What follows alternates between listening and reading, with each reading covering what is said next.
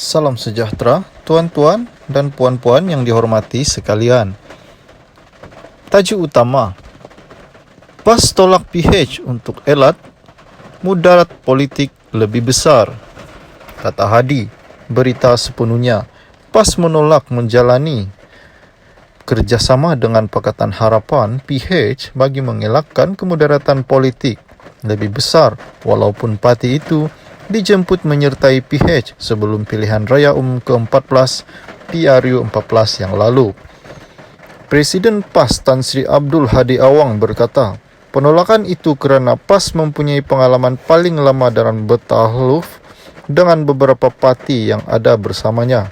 Secara tegas, PAS menolak mudarat politik dalam PH yang memberikan akibat lebih besar dan parah kepada negara yang boleh merobohkan asas sehingga ia boleh mematahkan cabang penting termasuk membolehkan hubungan masyarakat majmuk menjadi rapuh. Malah jika PAS bersama PH, ia akan lebih banyak menyentuh perkara negatif berkenaan dasar dan konsep negara berbanding dengan Barisan Nasional, katanya di Facebook hari ini.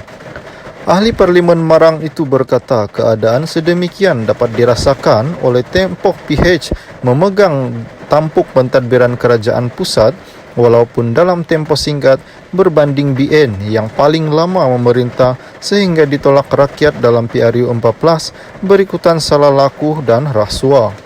Ramai dalam kalangan PH tidak beriman, berakidah dan bermoral, berakhlak secara terbuka, mengumpulkan kumpulan pemberi rasuah dan penerima rasuah. Paling ramai juga melompat parti bukan alasan yang berprinsip tetapi mengejar janji manis dan bohong.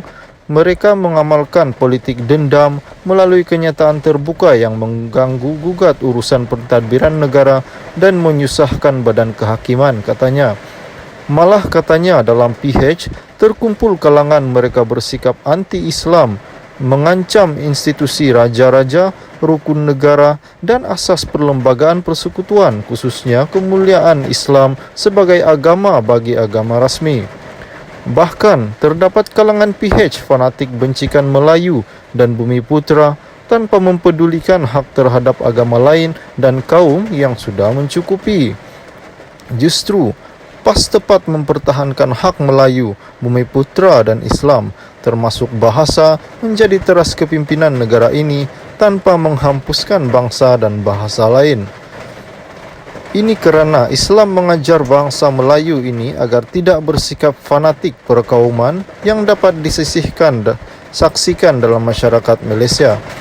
PAS juga menentang teori Malaysia dan menentang sikap fanatik perkauman kerana kedua-dua bercanggah dengan Islam dan fitrah manusia. Sekiranya ada sesiapa yang membuat kenyataan orang Melayu ini bersifat perkauman, halau dia kerana tidak mengenang budi, katanya.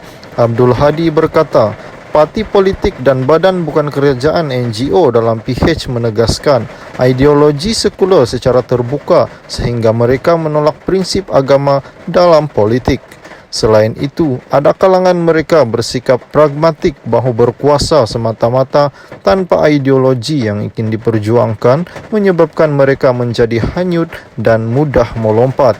Dalam pada itu, beliau mengatakan ada pihak yang lantang menentang usaha PAS dalam melaksanakan Islam secara demokrasi sehingga mereka terus mempertahankan undang-undang warisan penjajah dan sistem kehakiman yang rapuh. Maka perlu dibatalkan perkara itu kerana menjadi penghalang kepada pelaksanaan hukum Islam yang adil kepada semua dan wajib ke atas umat Islam untuk ditegakkan, katanya.